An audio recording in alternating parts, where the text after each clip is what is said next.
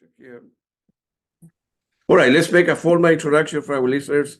Good afternoon, Siobhan. My name is Claudio, and I'm calling you from Washington, D.C., from the student Fairfax City. We are very grateful that Siobhan de Maré accepted our invitation to the show. Siobhan, welcome to the show. Thank you so much for having me. No problem. Siobhan, let's go to the beginning of your life. Were you born in a musical family? I mean, how old were you when you perhaps began taking, guitar lesson or piano lesson when you were a little girl in school? So we did have a piano in our house that belonged to my mum when she was little, and it was made of ebony and ivory. I think it was a Bluthner piano, German. And singing lessons I took when I was a kid, and I also played the cornet when I was little because I loved jazz. And my dad was a drummer as well in a band called The Shadows, sort of iconic 60s band. So yeah, I would say it was a very musical background. Yeah. Were you remember going with your dad to see him playing or a concert when you were a little girl? Or no, No, not really. because when I was born, my dad had kind of finished with his live music and he was working for different record companies. I think he worked for Decca for a while, and then he was kind of signing up bands, and my parents had divorced then. So he was kind of a different man by the time I was growing up. But we did go to Paul McCartney's house, I do remember, for bonfire night. And I met Stella McCartney and Linda McCartney, his original wife, who was cooking this beautiful pea green soup in the kitchen, and really lovely woman. So I didn't quite know who he was, but I knew that he was somebody very famous. I got you. And then, like the equivalent of middle school or high school here in the U.S., were you in any band? What kind of music were you listening at the time? So yeah, I was trying to join bands, make bands at school, that type of thing.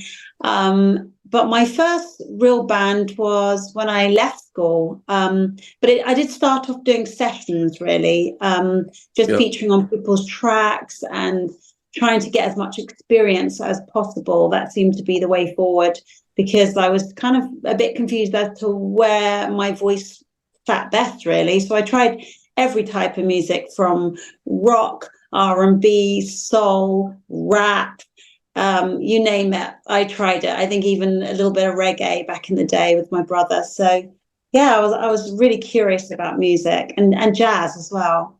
Yeah. So eventually you finished high school.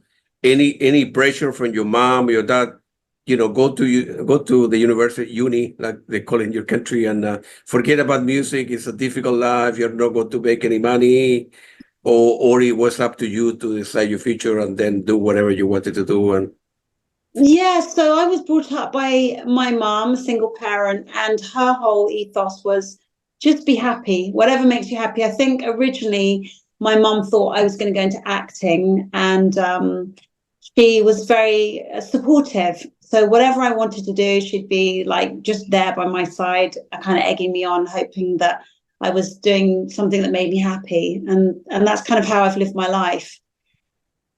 I got you. No regrets. Looking back, some regrets. It's like in life, Part of the journey, really. yeah, you gotta do what make you happy for a living, and hopefully making a good salary so you can feel good about yourself, I suppose, right? Yeah, Um, absolutely. you know, and then so early in your life, you fronted two very good bands. One was trip hop sounding of Mono, and then Violet Indiana, and then later on you were with Gary Bruce in under the name Swoone. Um, so let's talk about the first period. You end up working with the band Mono, and then do you end up releasing the album Formica Blues in the UK in 1997, right? Correct. Yep. And feel free how you actually. I need to. Oh, I forgot to bring the CDs. Give me 1 minute. Let me pause it and then.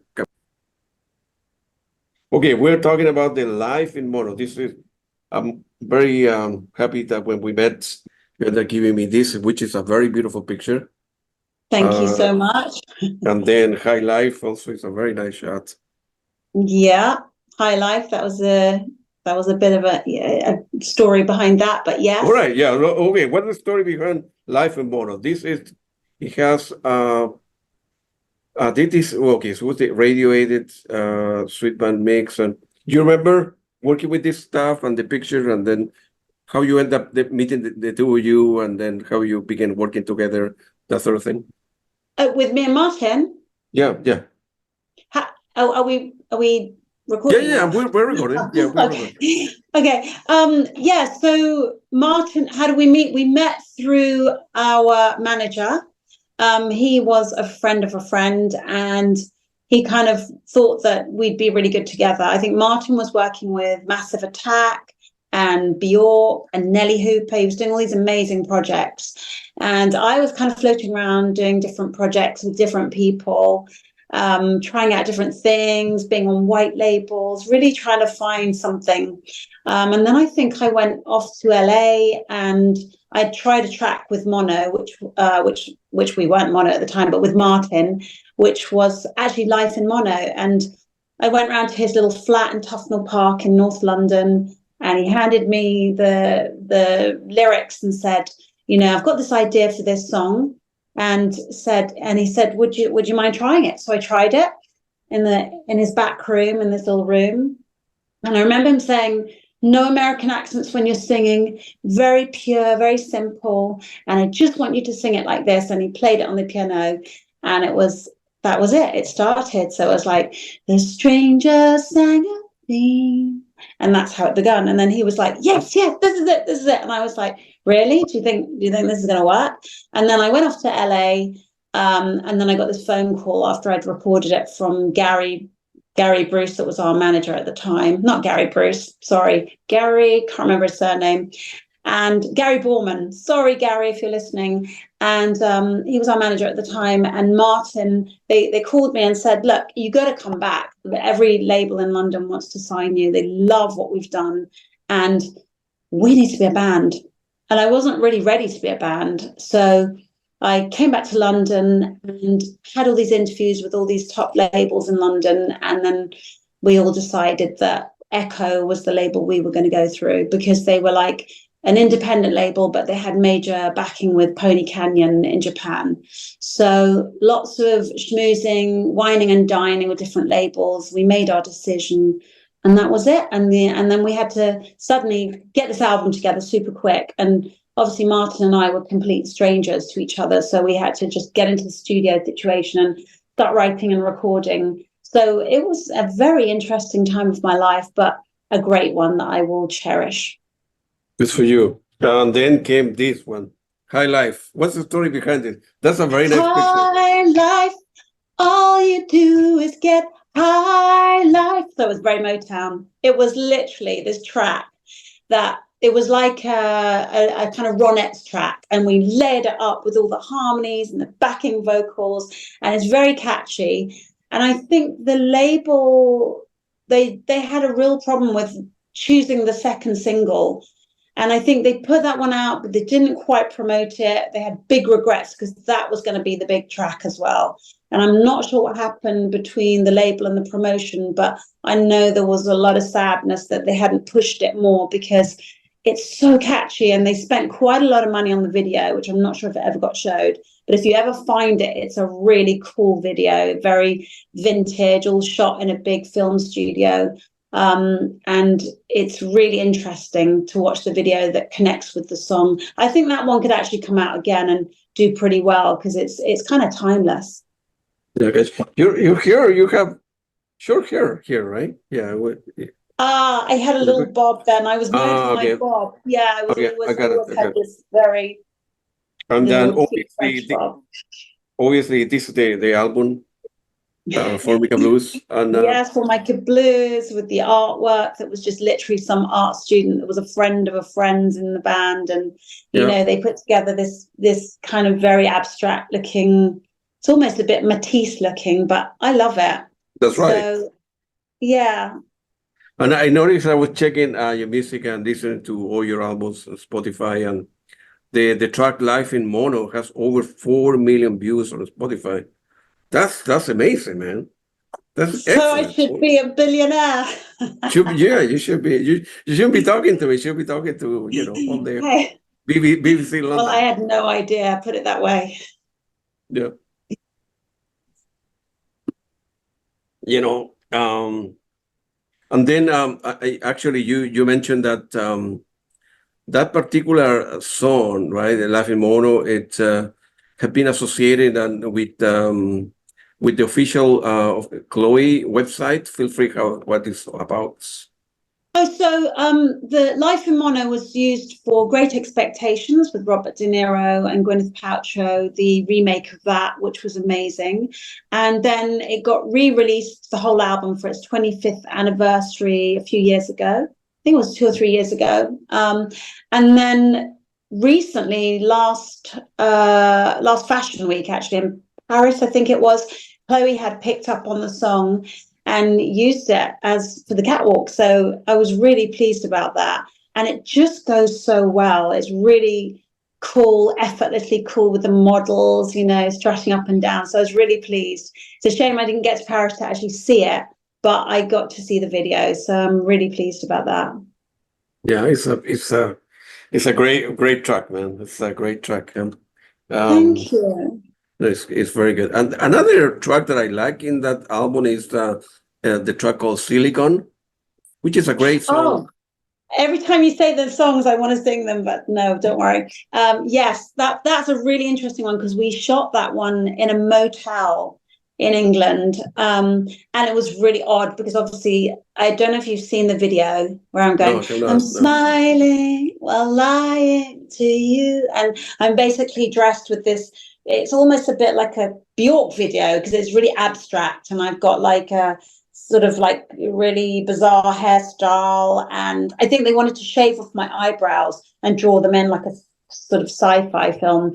But that's why I said no. And then I'm wearing this high-vis kind of ball gown and I'm running down this corridor in this motel. And then there's this, I don't know, it's a very odd video, but iconic. I love it. And I don't know if you've watched it, but there's also like this potato head type of guy that's sticking in these eyes into his forehead. It's very surreal and abstract. I got you.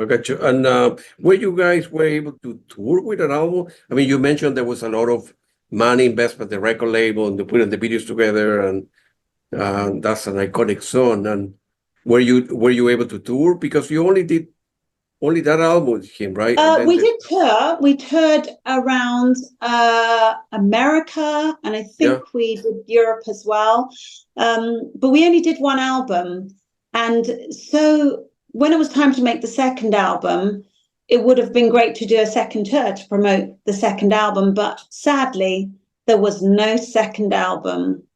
So we just did that one tour around America with this huge tour bus. Oh, there goes my camera. Sorry, just dropped. Yeah, it's okay. And so so we toured around this giant tour bus, and it was all very rock and roll.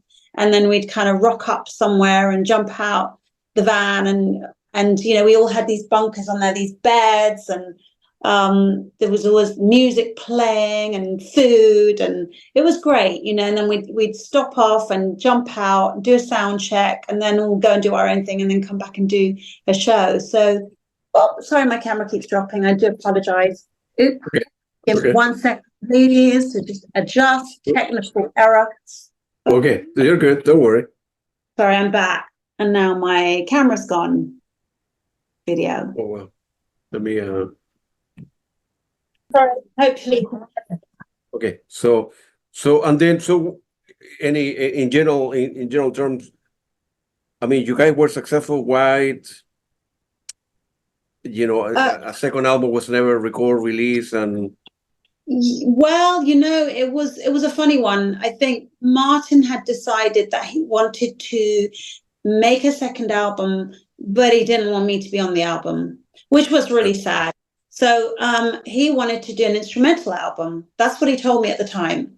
So it was a bit upsetting because I thought that we could really, we had the studio in Old Street that the record company had set up for us, and we had all the equipment, and the passion was still there, but I think we just didn't have the same ideas about how the second album was going to go. So then he said, you know what, I think I'm just going to do an instrumental album. And then I think he did go away and get another singer. And then he came back and presented it to the record company, and they said, it's great, but it's not Siobhan, so we're not going to sign it. So they didn't give him the money. And so he went his way and I went my way. And it was one of those things, there was a sad time in between where I started writing my own little songs and recording some ideas. And that's when I got this phone call from the label, and they said, look, we don't know what to do with both of you, because obviously you're not together anymore, but we've had this interest about your voice from Robin Guthrie, who was in the Cocteau Twins, and we would love you to meet up with him. Maybe you could carry on your journey with him and do some work together. So that's what happened. We met up. He said, come and meet me in Richmond and we'll get some sushi. So I was like, okay. I didn't really know who he was. Wasn't really familiar with the Cocteau Twins or what they were all about. But at the time, I didn't really have a lot going on, and I was just working on my own songs. And I thought, you know what? Why not? So we met up and started recording, and it was pretty instant, to be fair. Yeah, you guys get along very well right at the beginning, and there was a lot of chemistry between the two of you musically, and yeah.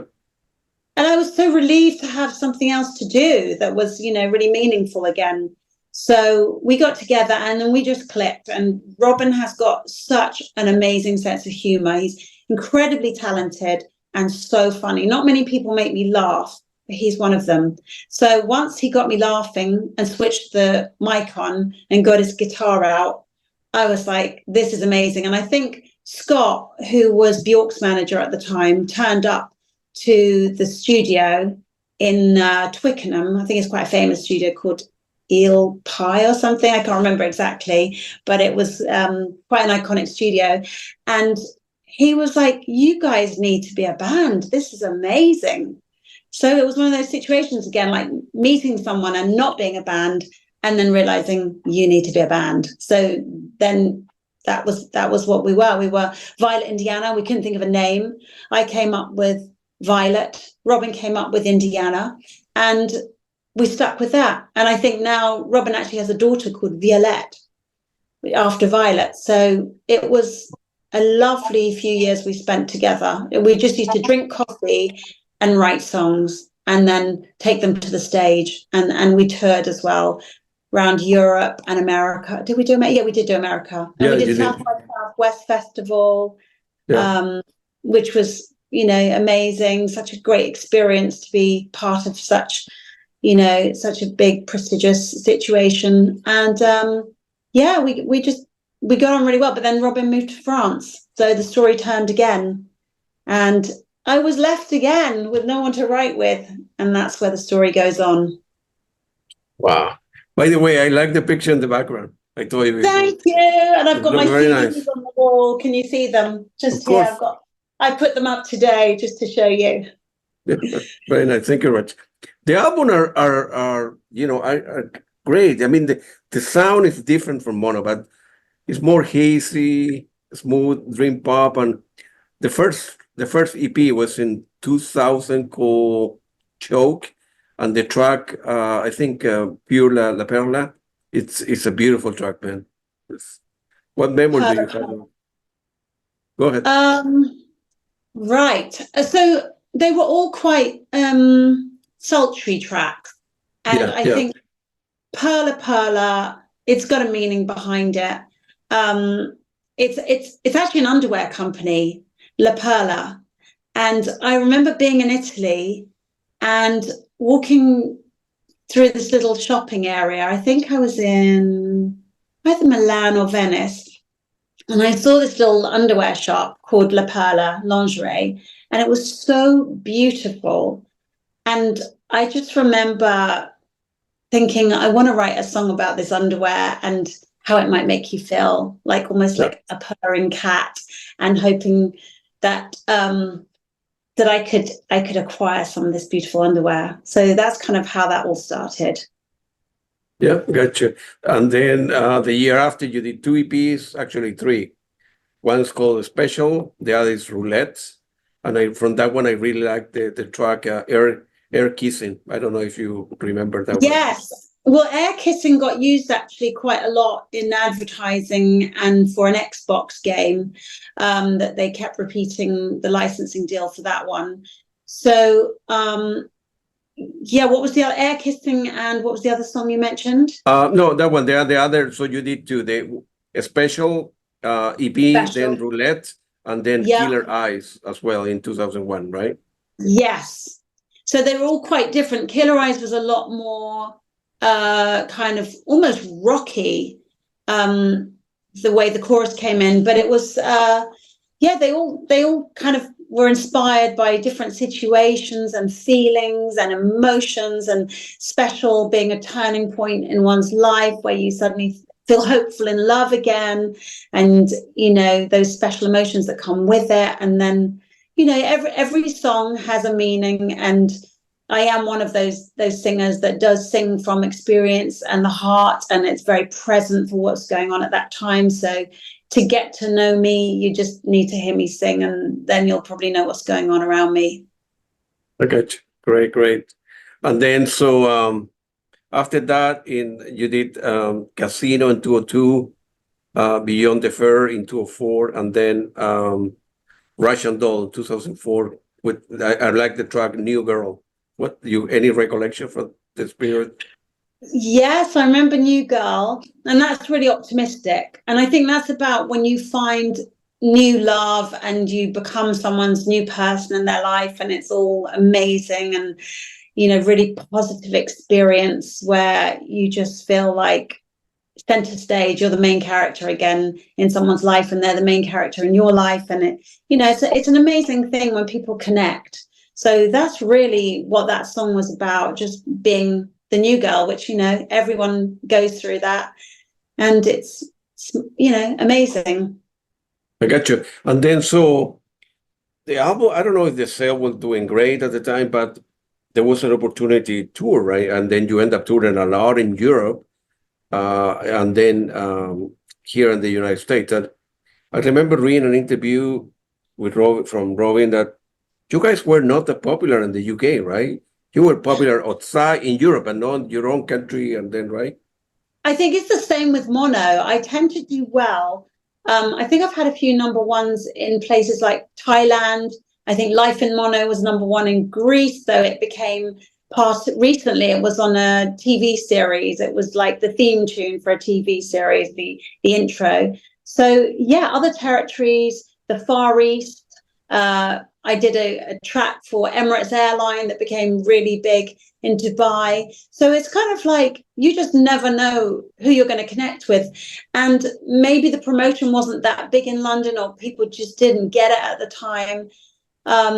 It's interesting because then it always gets compared to my voice sounding like it really should be on a James Bond film. So you always think, I'm not quite sure what's happened there, but it'll be great to have some more opportunities in London and not always have to be, you know, celebrating in other territories. Yeah. And then you end up playing a lot here. What recollection you have for the playing here in the US? Because Robin, you know, Cocteau Twins, you know, a lot of shoegaze band, Crane, Lash, the Cocteau, it's a period in music that was very popular here in the United States and Europe as well. So all of dreampop band were very popular in early 80s, I suppose, right? So, and of course, Cocteau Twins was very famous as well. You know, it's a popular band here. Yeah, absolutely. They were such a legendary, iconic band. And then I think Robin had difficulties because obviously when he went into Violet Indiana, there was that whole thing of people were like, well, she's not Liz Fraser, and this is not the Cocteau Twins. And then, so his fans would come hoping for maybe more of that. My fans would be like waiting for me to be Mono Girl again, and then I'd be Violet Indiana Girl. And then, so it took a while for people to adapt the transition. And then the real fans came through. So we've got fans for Violet Indiana. I've got fans for Mono. He's got fans for the Cocteaus. I've probably got Swoone fans as well. Correct. So it's like you just can't please everyone, really. Yeah. And what's the name of that festival that you play, Southwest, right? And South by Southwest in Texas. exactly in Texas. Yeah, yeah, kind of. Yeah, that's a Yeah, very famous place and venue and event. So. yes. Yeah, it was a great event actually, and we all kind of the band we all shared this apartment in Texas. And I remember not being that happy about having to share an apartment with everyone, but Robin was like, "This is what it is. You get your own room. The rest of us are just going to be scattered around on big armchairs and sofas. It's only a couple of nights." And I remember saying to Robin, "Robin, you need to cut your hair." And he said, "Well, I didn't get time." So I was like, "Well, we'll do it now." And he was like, "Well, have you got scissors?" And I was like, "No, but I've got a bread knife." And I do remember before this gig cutting Robin's hair with a bread knife, and it looked really cool. It was like a few different hairstyles going on, but I remember people coming up and going, "Hey, Robin, I like your hairstyle," and me thinking, "See, it's all about the bread knife." So that was a really funny memory of that particular trip in Texas. And then so what's happened after 2004? He ended up moving to France. He got married, and then you stay in the UK, and no much interaction between the two of you. What's happened? So I think Robin was married already to Got it. Flo, and he was kind of she's French, and they had a daughter, and he had another daughter that he'd had previously with Liz Fraser, Lucy, and so they decided that they would move to France, and they would just build a big studio at the top of the house. And just carry on their life there because it's much nicer, the surroundings. And I think he wanted a break from the whole London and music and everything, and he just wanted to be creative in a beautiful setting. So initially, I flew out there, and we tried to keep that whole thing going, but it was just not that practical, because the way we used to work together was have a coffee and then do a track. So that's not really practical when you're that far away and there's an aeroplane between you. So it kind of, we stayed in touch, but our lives kind of went in different directions, really. I got you. Right. Nowadays it's very different because you can in your computer create a track. He send you send the lyrics. He send you another track, and you go back and forth. You can do it, but back in the day in 2005, 6, Yeah, it wasn't a thing then, but it wasn't now a it thing is. then, right? Yeah. So I'm Yeah. happy that it's. You're very talented. Thank you so much. Thank you. I appreciate that. I'm surprised that you. Anyways, I'm surprised you guys didn't do better with Mono and with Robin. And it's always complication, right? To put a band There's together and always tour and make something. money and licensing and what percent that each person get, and it's the music business. I'm glad that I'm not a musician. The music business is cutthroat. It's very difficult, and Yeah, it's unpredictable, really. yeah, it's what it is. And then also after that, you end up working at a band that is difficult for me to pronounce, Swoone, right? That we are Swoone? talking about, Swoone? yeah, yeah. And because that was 2015. So if you don't mind, what were you doing between 2004 and 2015? You have your kids, your children at the time, right? Yeah, Yes, I had children. I bought a yeah, house. I was just trying to focus on other things. I became a fitness instructor. I started working with children with autism, which is I something I'm got you. really Right. passionate about. So I was doing different bits and pieces, but I kept getting this calling in the background from people saying, "We want to hear you sing. We love your voice." And so I built a little studio at home, and and started to record again at home. And it never leaves you when you love music and you love singing. It never stops. So in between that period, I was trying to do other things, but then I kind of got real back into music again. So that's my real love. So I've managed to tick all the boxes in life that I love. I love working with children, especially with special needs, singing, and fitness. Those are all the things, and health and fitness are so passionate for me, something I'm really passionate about, rather, and something that's really important that I spread that word with people to keep yourself healthy. That's great. That's great.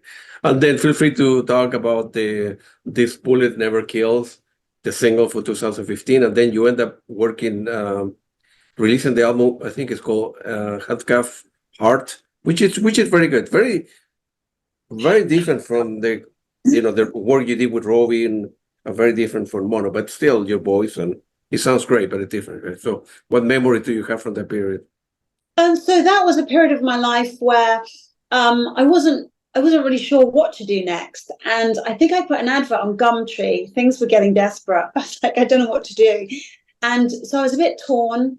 And I still wanted to sing, but I just didn't quite know how. So I think I put an advert on Gumtree looking for a guitarist.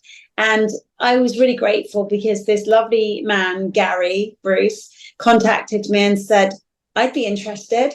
So he had a little setup in his attic, and he invited me down. And he said he didn't have that much experience, but he definitely had talent and passion and was really easy to work with. So I was really grateful to be able to express myself again.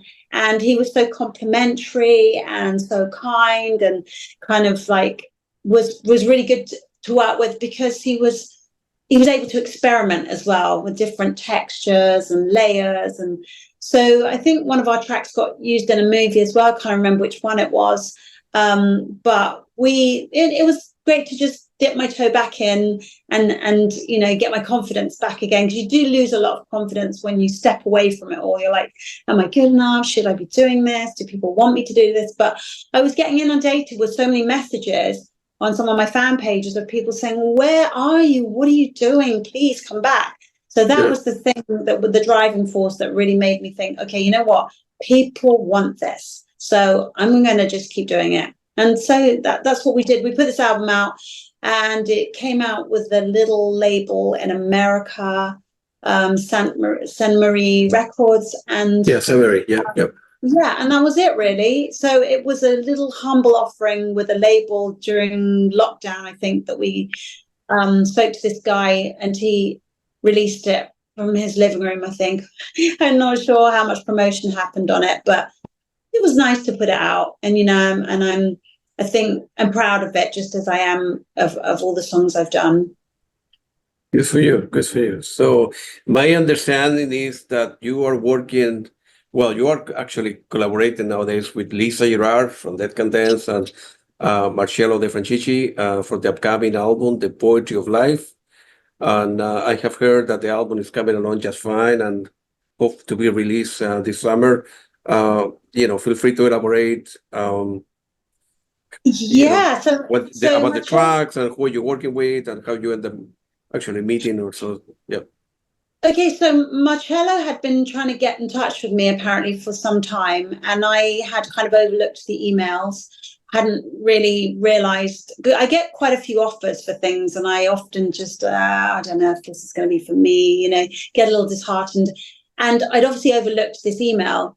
And then I think in doing an interview with yourself, Claudia, you said to me that he'd been trying to get in touch with me and give this guy a chance. You should definitely check out his email. So I was like, oh, sorry, I didn't even see it. So I went back into my inbox and found this email, checked him out, and I was like, oh my goodness, he's amazing. So, and so talented. And who is this guy? And why didn't I know him? And why haven't I worked with him before? And then he said, look, I'm doing this stuff with Lisa Gerrard. She's one of my favorite artists, as you are too.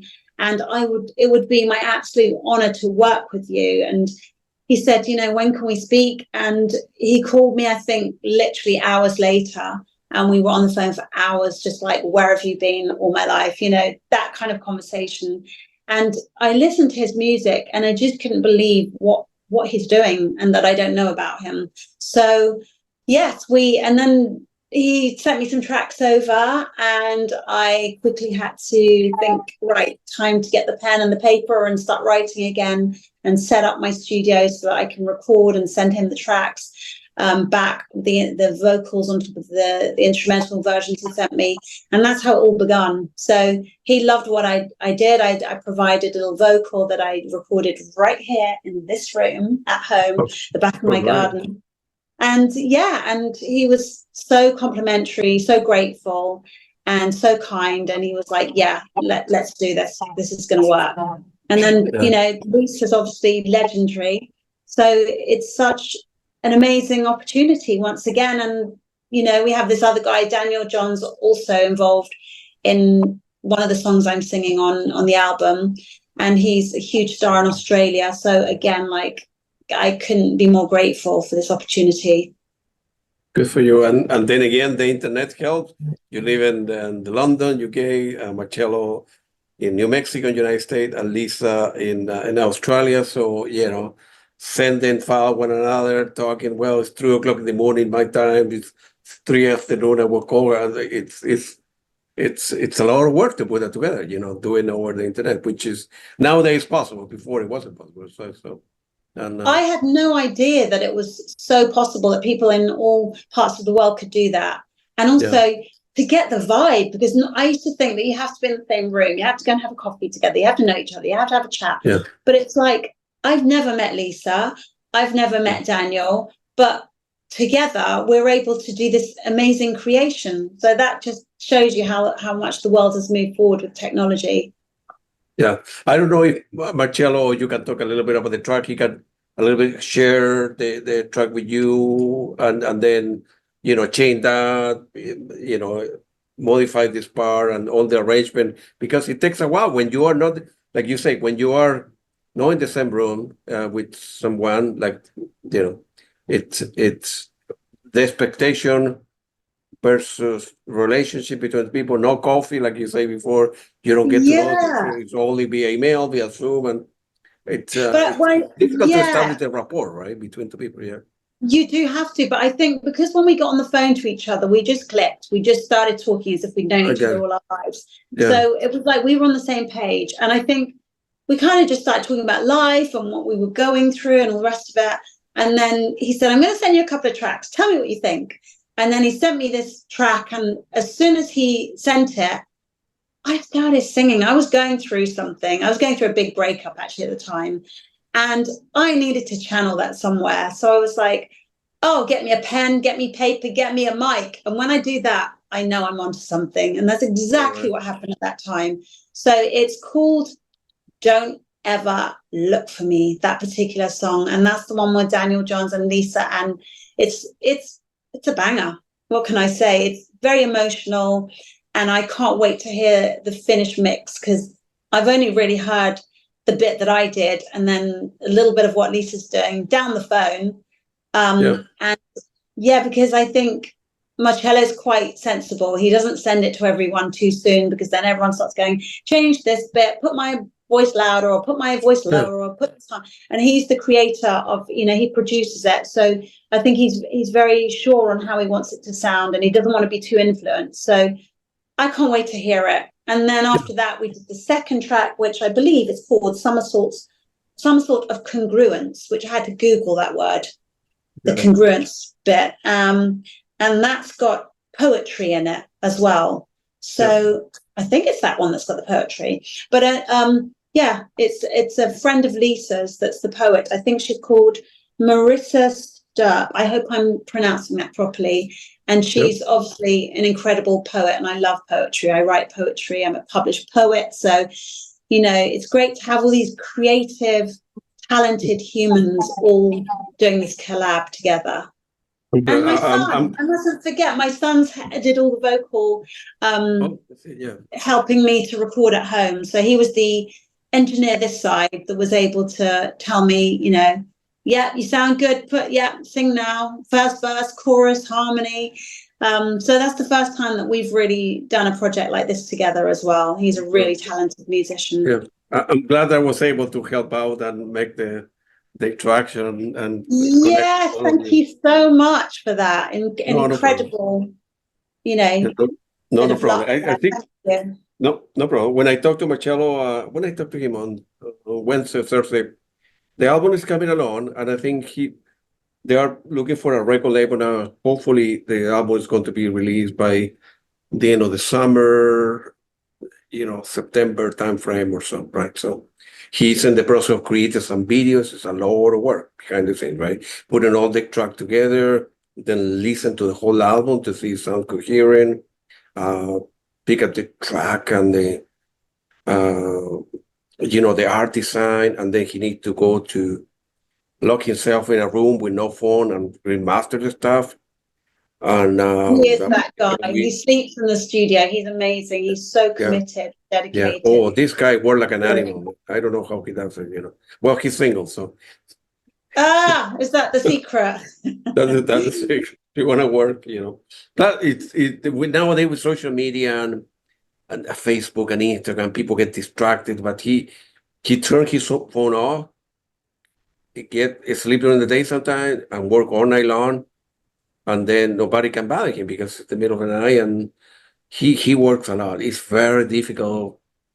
It's very difficult to put an album together. I mean, to do like a masterpiece, in the sense that you are not with the same musician, the same room, and never mind the same town, but different time zone, sending file one another. And well, I was thinking for you to do this instead of that, and that instead of this, whatever, right? And then, He's a well, perfectionist, yeah, I like definitely. your part, but I need to bring the other singer and Yeah.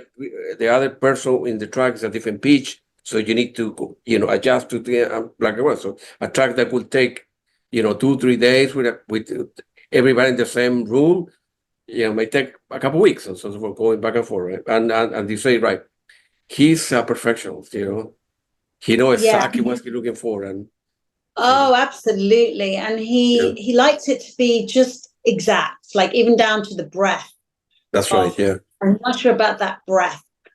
So, and that's quite good because it keeps people on their toes. He's got a really fine-tuned ear. So he knows when something isn't quite right.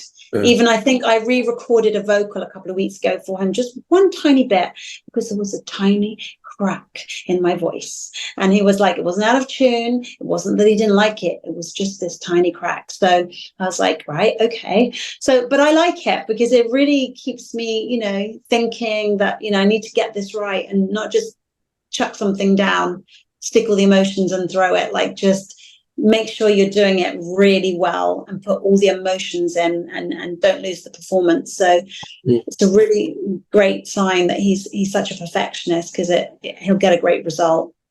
Actually, and I was talking to Marcello that with all the big name artists you included that are part of the album, hopefully one way or another you guys can tour a little bit in Europe or here, perhaps here in the United States a little bit to promote that album.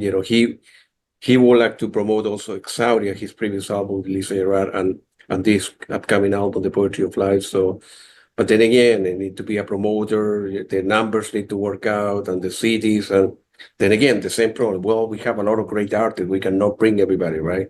So perhaps pre-record some tracks, and it's a mess. So it's because nowadays, fewer and fewer people buy records and CDs. So the only way to sort of record that investment will be touring a little bit, and like in your case, like the licenses, right? So your mono was using a particular commercial or a particular movie or this and that. So that, but it's great, and hopefully the two of you and with Lisa and Marcello can meet and be in the same room with one another. So You know I'm what? sure. It would be amazing. And to do a performance together, somewhere like the Royal Albert Hall, Yeah. can you imagine candles everywhere and a captured audience? It would be so special. And then maybe go on to Jules Holland or something, which is more alternative type of music that would probably really So, do quite well somewhere like that. So, yeah, let's manifest that. I will make that happen. I would like to make that happen. I Please would try do, to make because it happen. you are a wizard at the end of the day. So Marcello and Lisa, they are composer and performer.